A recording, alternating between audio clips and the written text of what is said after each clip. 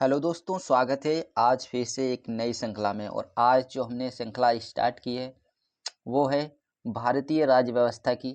और इस भारतीय राज्य व्यवस्था की श्रृंखला में हम लोग कंप्लीट डिटेल पॉलिटी को डिस्कस करेंगे, यानी कंप्लीट भारतीय राज्य व्यवस्था को डिस्कस करेंगे।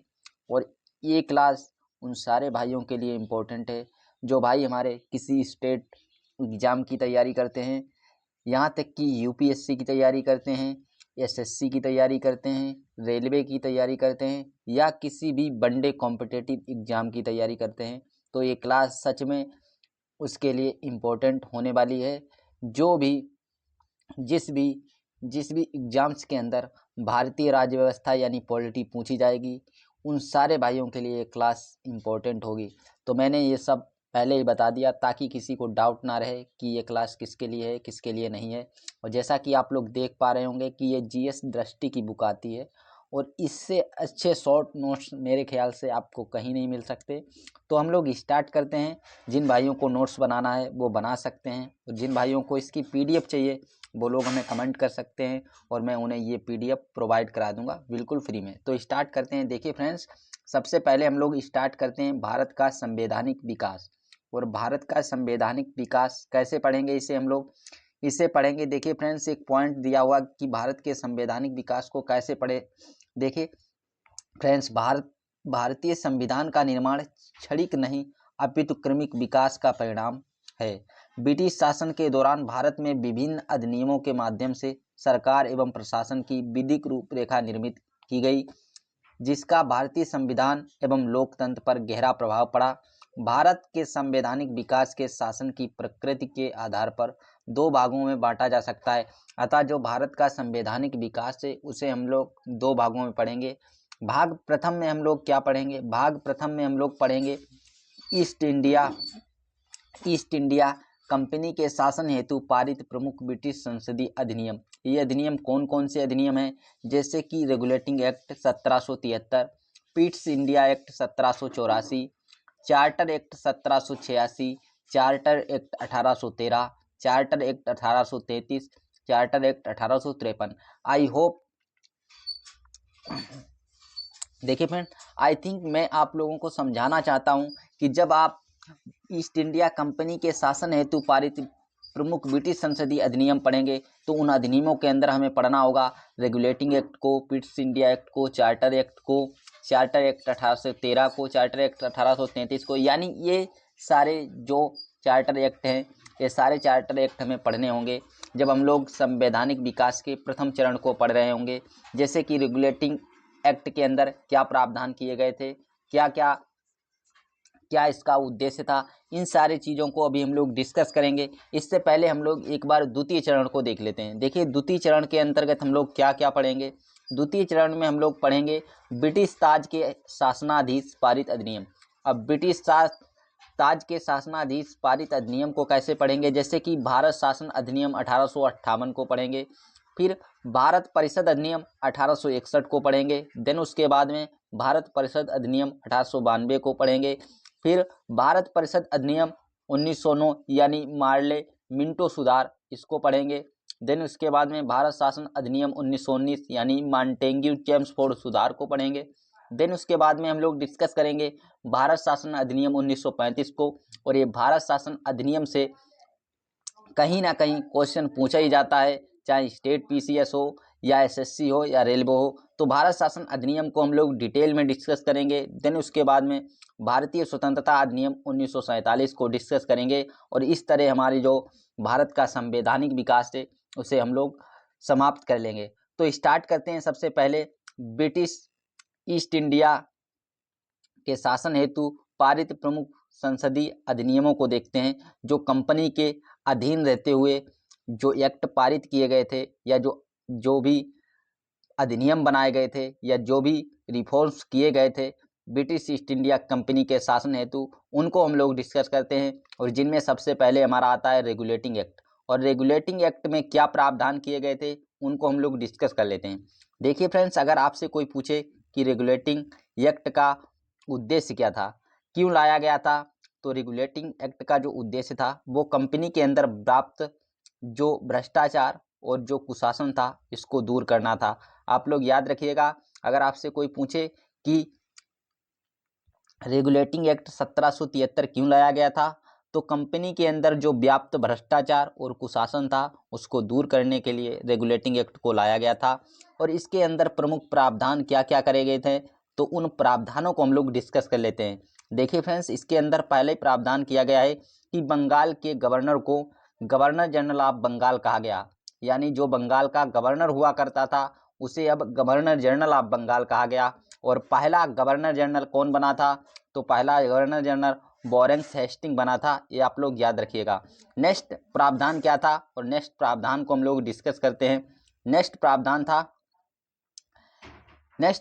था कि गवर्नर जनरल की सहायता के लिए 4 सदस्यीय कार्यकारी परिषद का गठन किया गया। और उन 4 कार्यकारी परिषद में 4 सदस्य हुआ करते थे। उन 4 सदस्यों का नाम भी पूछा जाता है, जैसे स्टेट पीसीएस हो या बीपीएससी हो या यूपीएससी हो, इनमें इन सदस्यों का नाम भी पूछा जाता है। तो आप लोगों को एक बार ये नाम याद रखने हैं, जैसे George Monson, Philip Francis, John Clavering और रिचर्ड बारबोल, ये 4 सदस्य थे कार्यकारी परिषद के। नेक्स्ट प्रावधान क्या किया गया था इसके अंदर, नेक्स्ट प्रावधान है कि बंगाल प्रेसिडेंसी के अधीन बम्बई और मद्रास प्रेसिडेंसी को रखा गया था। ये बात भी आप लोगों को याद रखनी चाहिए।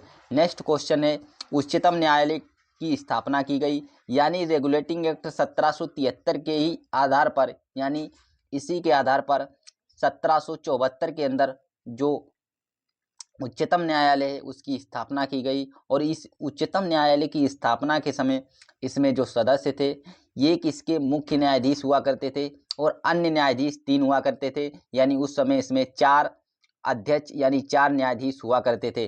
तो इन 4 न्यायाधीशों का नाम कभी कभी पूछ लिया जाता है कि जैसे इसके मुख्य न्यायाधीश जो थे वो एलिजा एम्फे थे, और देन उसके बाद में अन्य न्यायाधीश हाइड थे, चेम्बर्स थे और लिमेस्टर थे।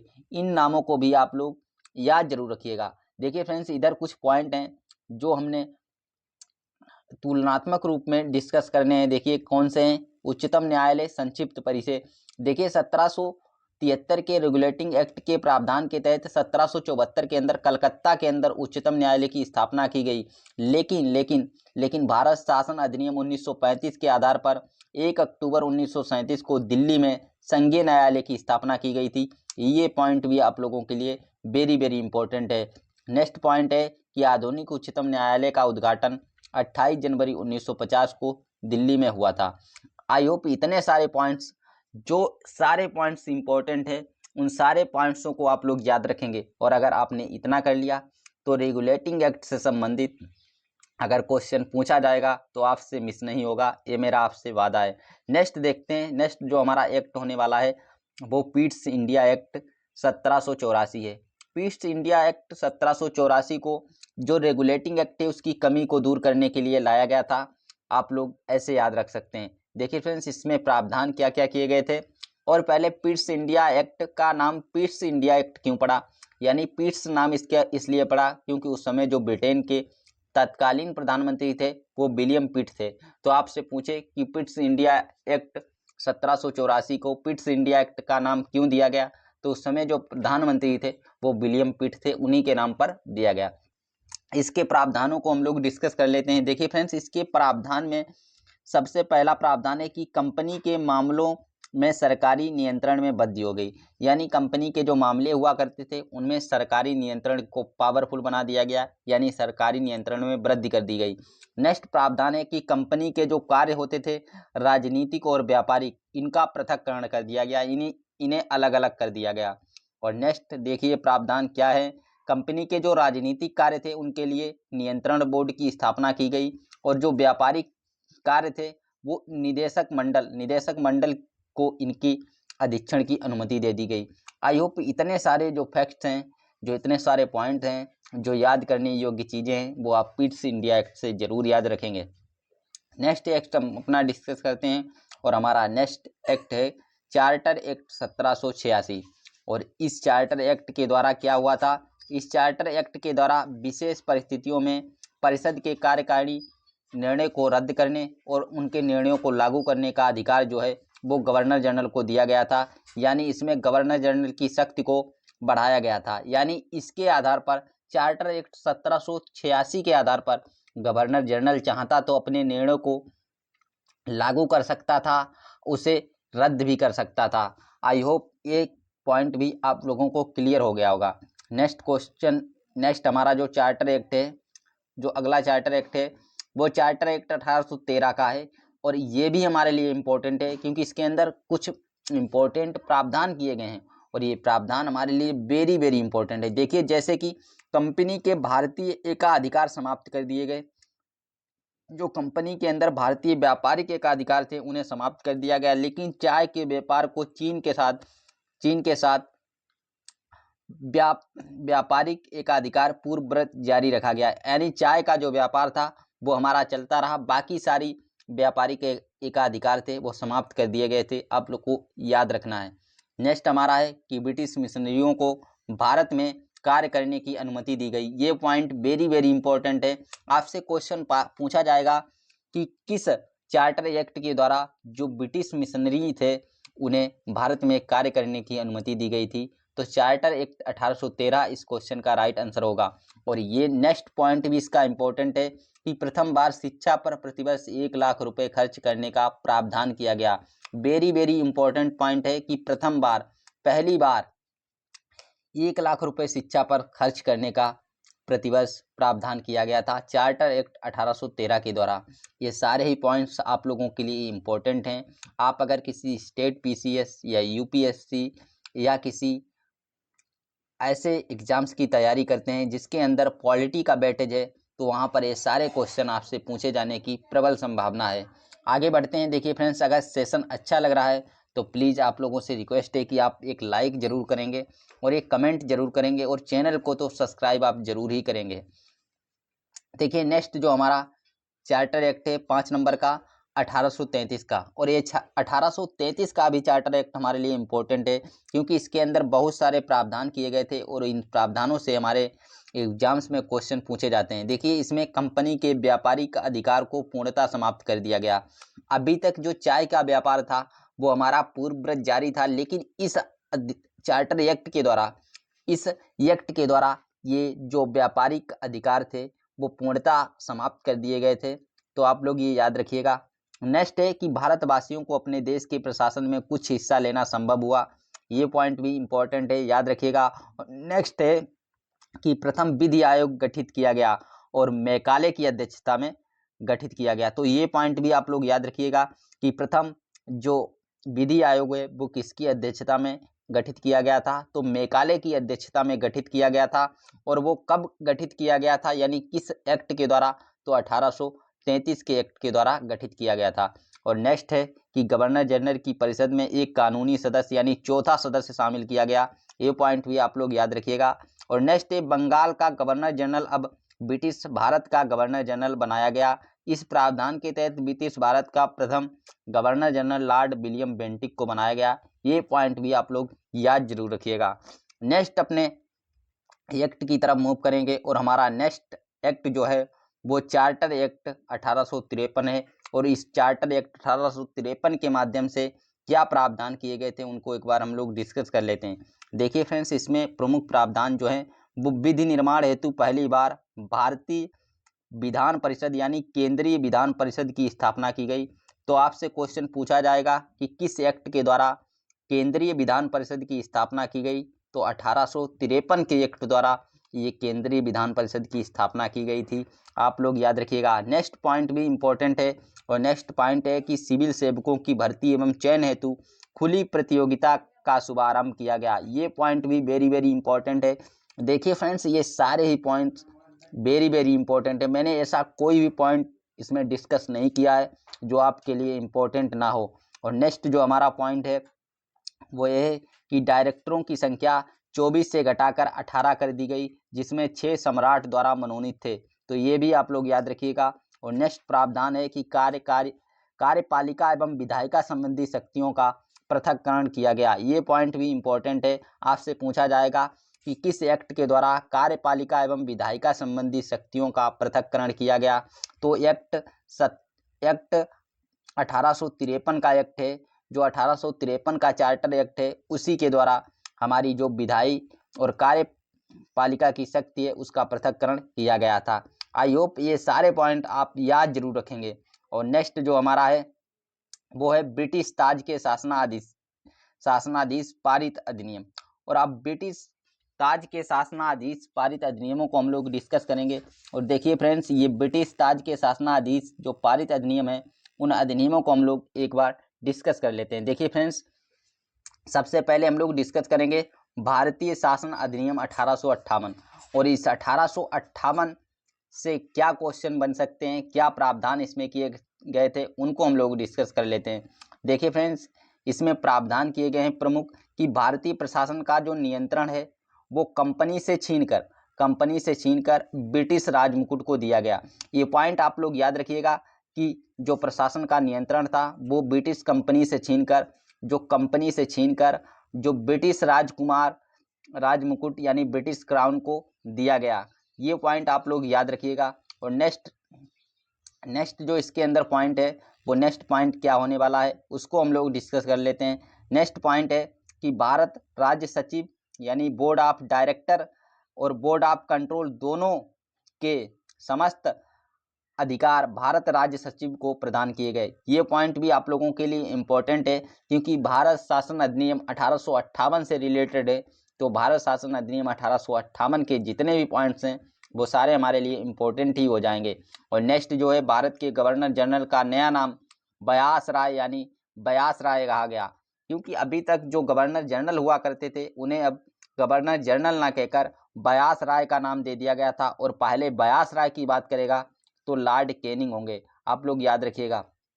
और नेक्स्ट क्या है कि भारत में ब्रिटिश क्राउन यानी ताज का प्रत्यक्ष प्रतिनिधि कौन होगा, तो प्रत्यक्ष प्रतिनिधि बयास राय होगा यानी बयास राय अब भारत के ब्रिटिश क्राउन यानी ब्रिटिश ताज का प्रत्यक्ष प्रतिनिधि बन चुका था इस अधिनियम के द्वारा। और नेक्स्ट जो हमारा अधिनियम है हम उसको डिस्कस करेंगे। और नेक्स्ट हमारा जो अधिनियम है वो भारत शासन अधिनियम यानी भारत परिषद अधिनियम 1861 का है।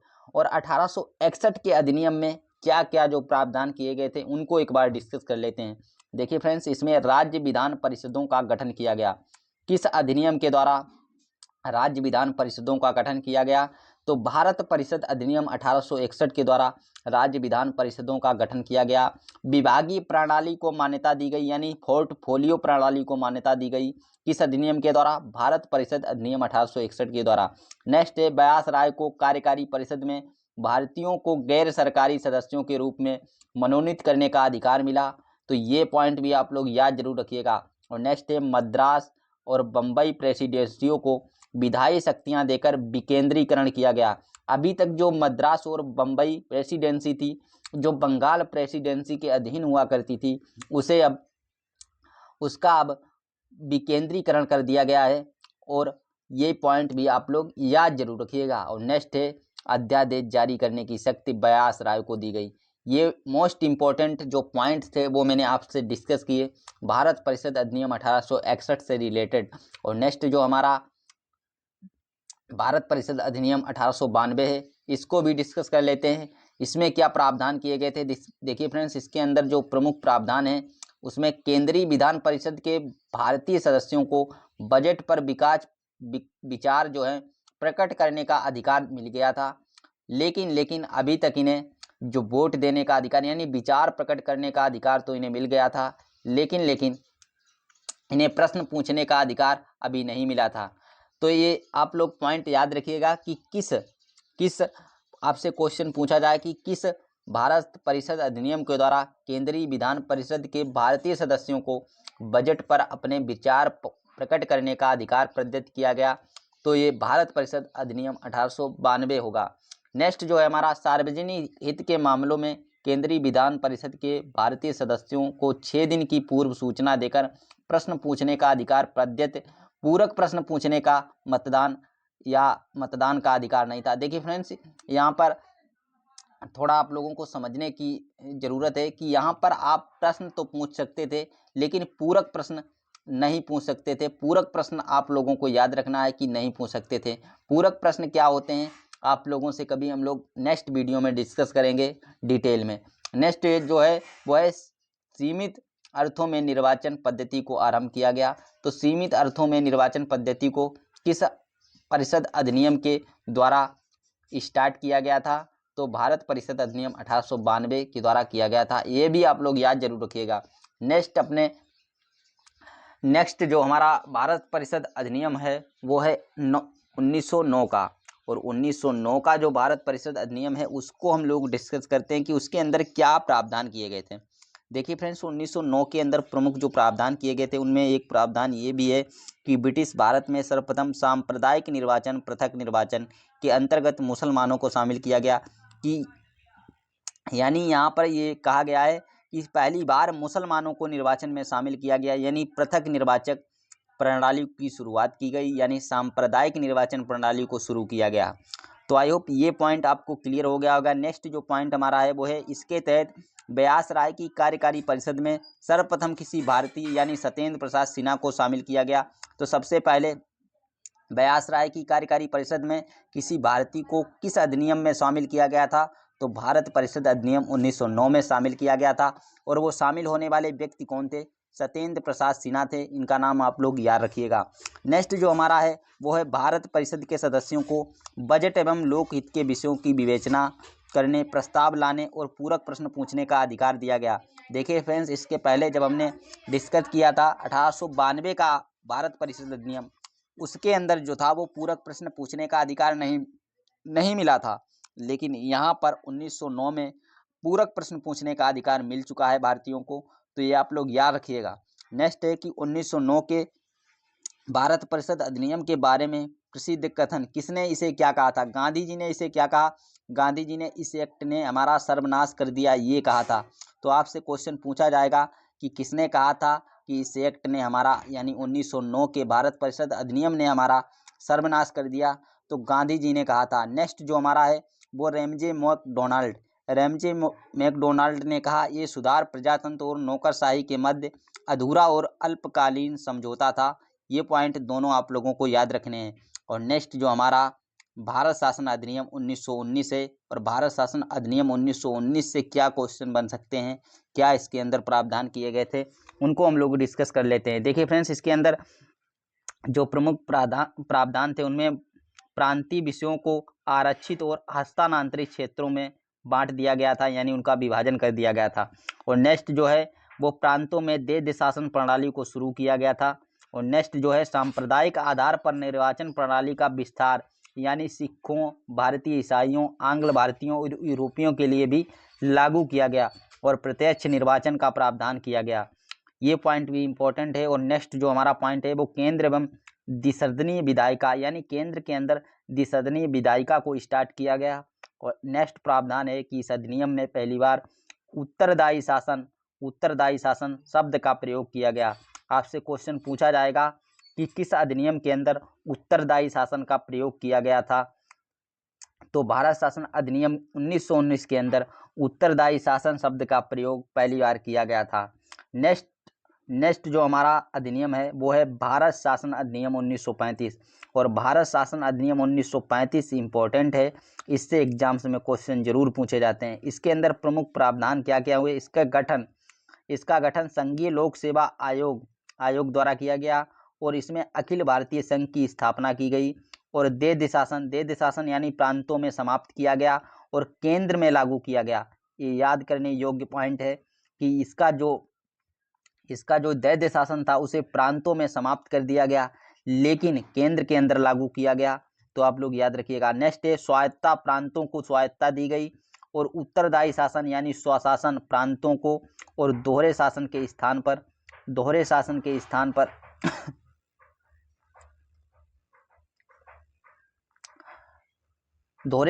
स्थान पर रखा गया। और नेक्स्ट जो हमारा पॉइंट है, नेक्स्ट प्रावधान जो है वो भी भारत शासन अधिनियम से रिलेटेड ही है। देखिएगा आप लोग कि इसका विस्तार जो कैसे किया गया, सांप्रदायिक तथा वर्गीय मतदान मंडलों के माध्यम से। और महत्व भारत के वर्तमान संवैधानिक ढांचे का आधार स्रोत बना काफ़ी हद तक, यानी जो हमारा वर्तमान संविधान है उसमें काफ़ी हद तक जो चीज़ें हैं वो भारत शासन अधिनियम 1935 से ही ली गई हैं। और नेक्स्ट हमारा है द्विसदनीय यानी केंद्रीय विधानमंडल रखा गया और शक्तियों का विभाजन केंद्र एवं प्रांतों के मध्य किया गया। और स्थापना फेडरल न्यायालय यानी 1937 में इसकी स्थापना की गई। और जवाहरलाल नेहरू का कथन है कि एक कार जिसमें ब्रेक तो है पर इंजन नहीं, किसे कहा था? इस भारत शासन अधिनियम को कहा था। गुलामी का एक अधिकार यानी गुलामी का अधिकार किसने कहा? जवाहरलाल नेहरू ने। दास्ता का आज्ञा पत्र किसने कहा? जवाहरलाल नेहरू ने। अनुदेश प्रपत्र अंतर्विष्ट, इन सारे नामों को जवाहरलाल नेहरू ने संबोधित किया था भारत शासन अधिनियम 1935 के लिए। और नेक्स्ट जो प्रावधान इसके अंदर है वो राज्य के नीति निदेशक तत्व के रूप में समाविष्ट यानी भारत के संविधान में वर्ष 1950 में। और नोट है कांग्रेस के लखनऊ अधिवेशन वर्ष 1936 में भारत सरकार अधिनियम जो है 1935 इसको अस्वीकृत कर दिया गया। यानी आपसे क्वेश्चन पूछा जाएगा कि भारत शासन अधिनियम कब अस्वीकृत किया गया? तो कांग्रेस का 1936 का अधिवेशन था। इस अधिवेशन के अंदर 1935 में इसे अस्वीकृत किया गया था। नेक्स्ट जो हमारा इम्पोर्टेंट है अधिनियम वो है भारतीय स्वतंत्रता अधिनियम 1947। और भारतीय स्वतंत्रता अधिनियम के अंदर क्या प्रमुख प्रावधान थे, उन प्रावधानों को हम लोग एक बार डिस्कस कर लेते हैं कि इसके अंदर क्या किया गया था। सबसे पहले अविभाजित ब्रिटिश भारत का विभाजन कर भारत एवं पाकिस्तान दो स्वतंत्र अधिराज्यों की स्थापना की गई। यानी 1947 के भारतीय स्वतंत्रता अधिनियम के द्वारा भारत और पाकिस्तान दो राष्ट्र का गठन किया गया यानी दो राष्ट्र बनाए गए। नेक्स्ट है 15 अगस्त 1947 से भारतीय रियासतों पर ब्रिटिश संप्रभुता की समाप्ति कर दी गई। और नेक्स्ट है दोनों अधिराज्यों की संविधान निर्मात्री सभा को संविधान बनाने का अधिकार दे दिया गया। और नेक्स्ट पॉइंट है कि दोनों अधिराज्यों को ब्रिटिश राष्ट्रमंडल से अलग होने की स्वतंत्रता दी गई। और नेक्स्ट है भारत राज्य का सचिव पद समाप्त कर दिया गया।